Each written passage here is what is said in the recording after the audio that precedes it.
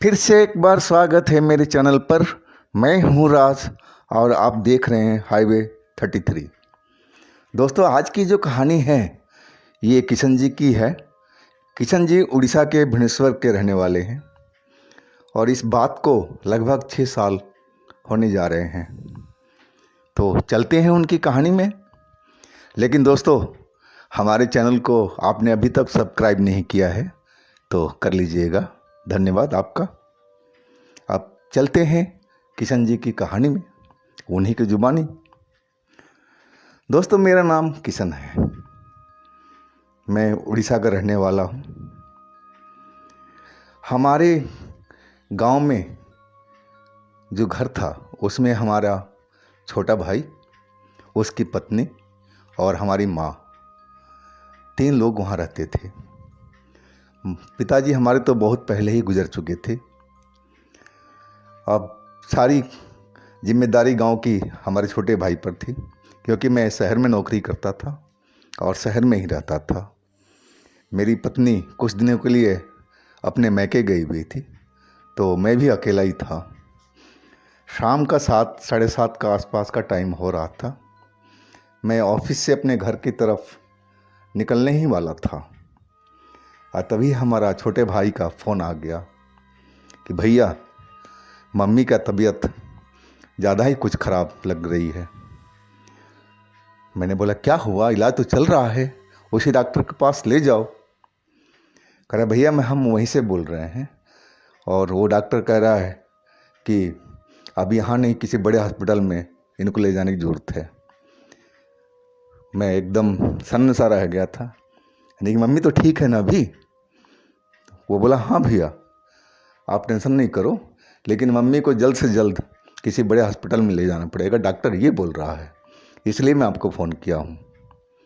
अगर आप आ जाते तो आपकी कार से ही कल शहर में ले चलते। यानी कि हाँ बिल्कुल, मैं निकल रहा हूँ। मैंने बोला। दिल तो घबरा गया था मेरा, माँ का तबीयत नसात सुन करके। मैं बोला कि ठीक है, निकल रहा हूँ। 4-5 घंटा लगता था हमारे गांव में जाने में, और वही मैंने किया। सबसे पहले मैं पेट्रोल पंप पर गया, पेट्रोल को फुल करवाया और अपने गांव की तरफ निकल गया। रोड पकड़ लिया मैंने। 4 साढ़े 4 घंटा 5 घंटा भी लग जाता था गांव पहुंचने में। तो मैं उम्मीद कर रहा था कि करीब 12-1 बजे के आसपास मैं पहुंच जाऊंगा। मैं करीब 2-2.5 घंटे का रास्ता पार कर चुका था और मेरे भाई का फ़ोन आया, भैया कहाँ पहुँचे आप? नहीं कि भाई, बस 1.5-2 घंटा लगेगा और आधा रास्ता मैं करीब ज़्यादा ही पार कर चुका हूँ। मैं आ जाऊँगा, 12-1 बजे तक पहुँच जाऊँगा। अगर मैं गांव के आसपास आऊँगा मैं फ़ोन कर दूँगा कि मैं अब बस पहुँचने ही वाला हूँ। छोटा भाई बोला, ठीक है भाई, से हम लोग खाना आपके लिए मैं तैयार रखे हैं, आप आओगे तो हम गरम कर लेंगे। नहीं ठीक है भाई, और मैं अपना ड्राइव करने लगा। मेरा मन बहुत घबरा रहा था मम्मी को लेकर के, कि पापा तो थे नहीं हमारे, एक ले देकर मम्मी बची थी। मम्मी के कुछ हो जाएगा तो हम तो अनाथ ही हो जाएंगे। और यही सब अपने मन में समझ करके दिल रो रहा था कि मम्मी को कल किसी बड़े हॉस्पिटल में ही दिखाना पड़ेगा, शहर में ही। मैं चलता जा रहा था और तभी एक पीछे से एक कार बड़ी बेढंगे ढंग से ओवरटेक किया मेरी गाड़ी को।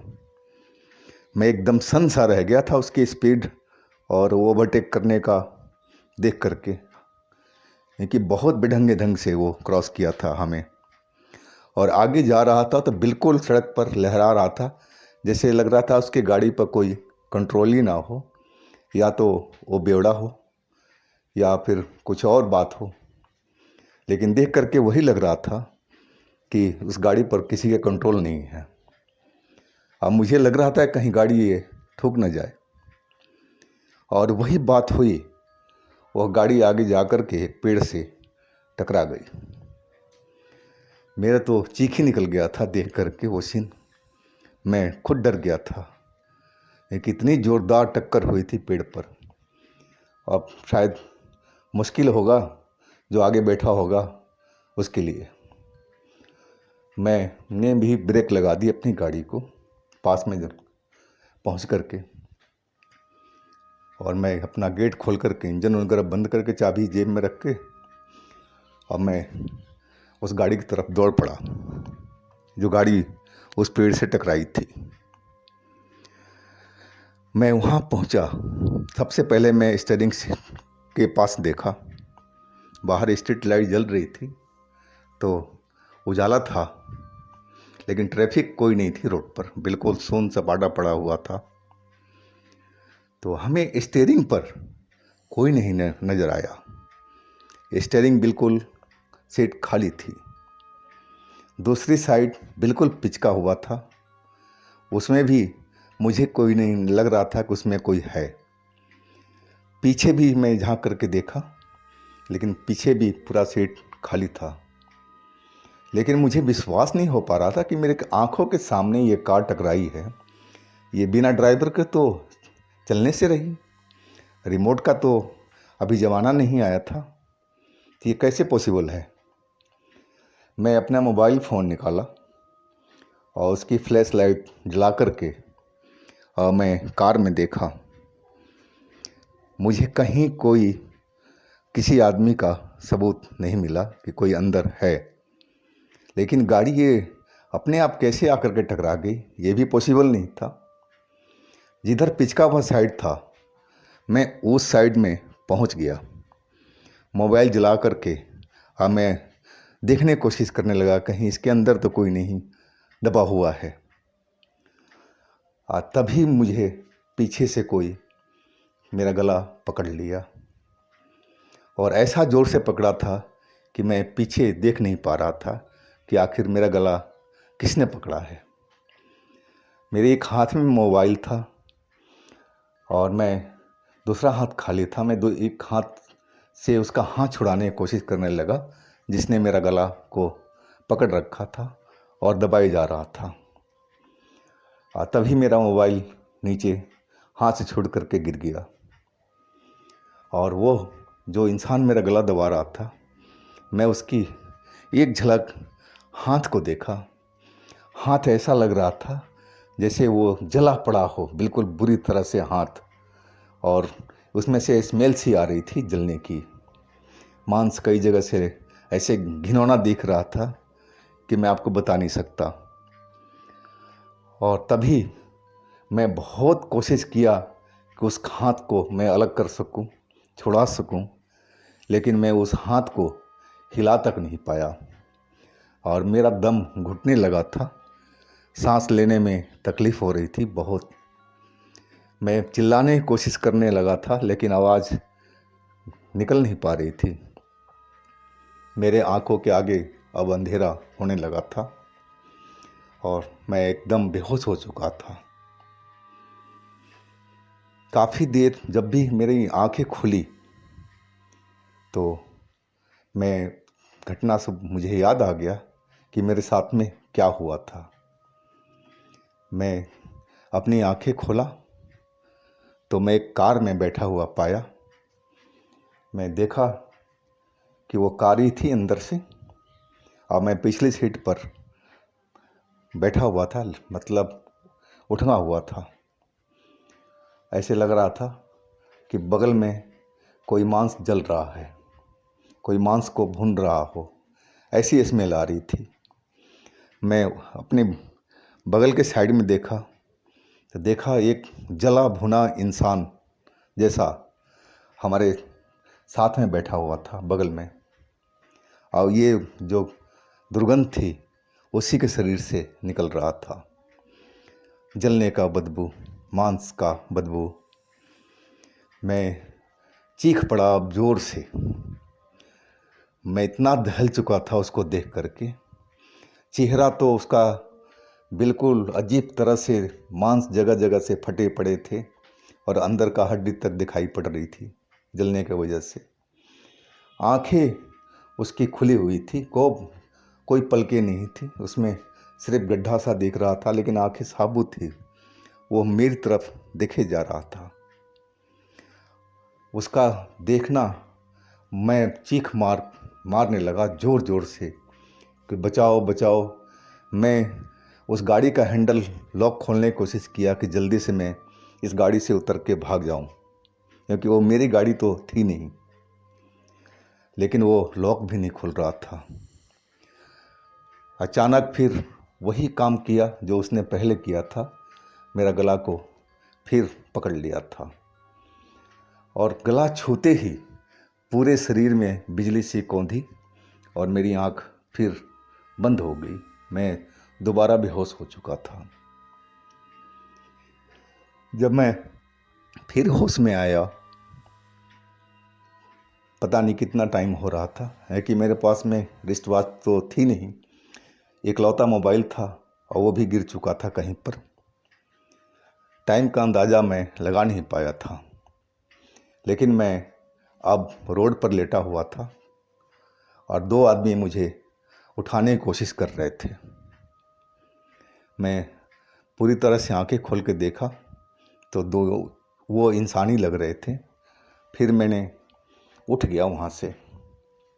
उठ कर देखा तो हमारी कार रोड पर ही खड़ी थी जहाँ हमने खड़ा किया था, और उसके आगे एक कार और खड़ी थी। उसका इंजन स्टार्ट था और हेडलाइट जल रही थी। शायद ये कार का मालिक थे जो आगे खड़ी थी, और एक उनका कोई रिश्तेदार हो या दोस्त हो। वो मेरे से पूछने लगे, भाई क्या हुआ, कोई एक्सीडेंट हुआ क्या आपके साथ में, आप रोड पर लेटे हुए हो। मैंने बोला, जी एक्सीडेंट हुआ है, लेकिन मेरा नहीं, एक कार का, और उस सामने में उस पेड़ के पास में, बड़ा वाला मोटा पेड़ सामने में है। और मैं उधर मुड़ा उनको उंगली दिखाने के लिए, लेकिन मैं देख करके हैरान रह गया था कि वहाँ तो कोई कार थी ही नहीं, कार नाम की कोई वस्तु वहाँ नहीं थी।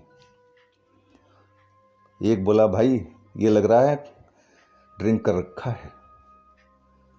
वहाँ बोल रहा है कार है, और वहाँ तो कोई कार नहीं है।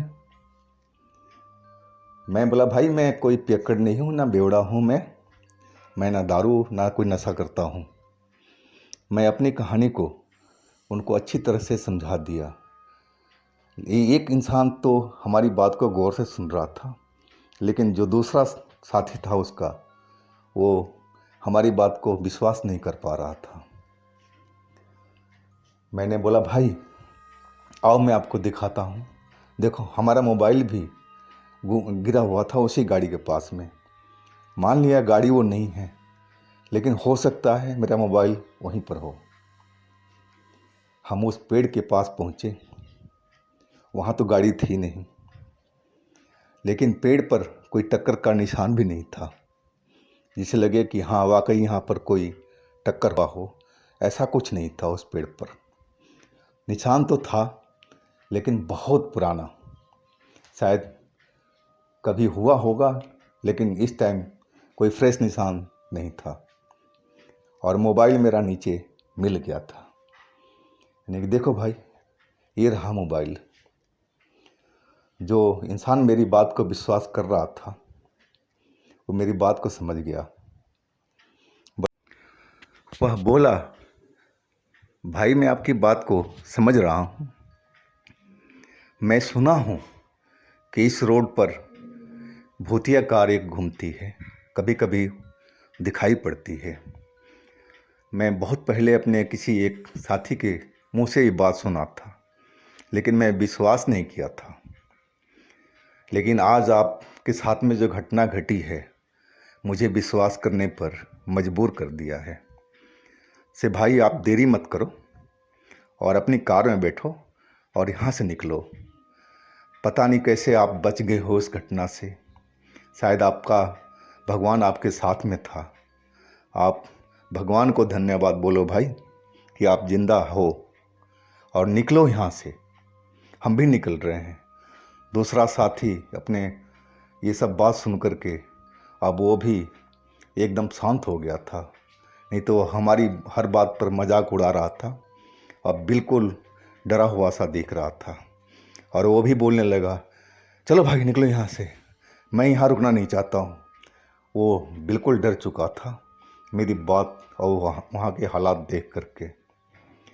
और फिर हम उसी कार के पीछे पीछे मैं भी चल पड़ा अपने गांव की ओर। मैं घर पहुंच गया था, लेकिन ये बात मैं अपने परिवार वालों से शेयर नहीं की, क्योंकि माँ की तबीयत बहुत ख़राब थी और बताने का सही मौका नहीं था, नहीं तो फिर वो हमारे टेंशन में पड़ जाते। तो दोस्तों, ये थी किशन जी की कहानी। अगर आपके पास में भी कोई अपना अनुभव है, कोई घटना है, कोई अपनी आप बीती है, तो हमें इंस्टाग्राम पर या व्हाट्सएप नंबर पर शेयर कीजिएगा। हम आपकी कहानी को ज़रूर बनाएंगे। और हमारा दूसरा चैनल हाईवे नाइट पर ज़रूर विजिट कीजिएगा। मैं नीचे लिंक दे रखा हूँ। और हमारे चैनल को सब्सक्राइब कीजिएगा, लाइक कीजिएगा, शेयर कीजिएगा। कल हम फिर मिलते हैं एक नई कहानी के साथ में। आप लोग अपना बहुत बहुत ख्याल रखिएगा। भगवान आपको खुशी मंगल रखे। नमस्कार।